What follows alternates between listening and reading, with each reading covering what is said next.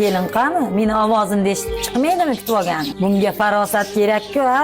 Ha, opa, uyga jo'natib yuborgandim. Ko'rib turibsiz, 2 kunda uyga usta tushadi. O'zi borganiga ham 20 kundan oshib ketdi-da.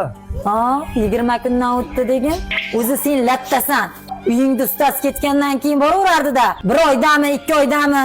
Bo'shsan o'zi. Latta. Opa, xotinimni 20 kun 1 oyda jo'natgan men lattaman. Lekin sizni har hafta uyga jo'natgan pochcham yerkaga. Nima deganing bu uka? Nima? Bir haftada bir marta kelganimni malol ko'ryapsanmi? Kelayotgan bo'lsam, ota-onamni sog'inganimdan seni sog'inib ko'rgani kelyapman. Ota-onamiz ham keksayib qoldi. Ularni bir haftada bir marta kelib ko'rib ketishga haqqim yo'qmi? Ular ham g'animat uka. To'g'ri aytyapsiz, opa. Ota-onamiz ham keksayib g'animat bo'lib qolishdi. Ota-onamizni bir haftada ko'rib ketishga sizning haqqingiz bor. Keliningizda haqqi yo'qmi?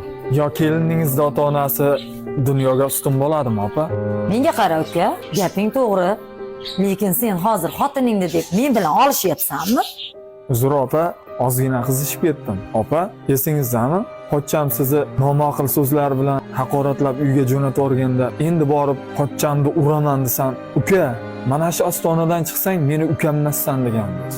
Sen meni bolalarim bilan bir hafta boqarsan minnat qilib, lekin pochchang bir umr boqadi meni. Beminnat. Hayotimga aralashma uka degandingiz.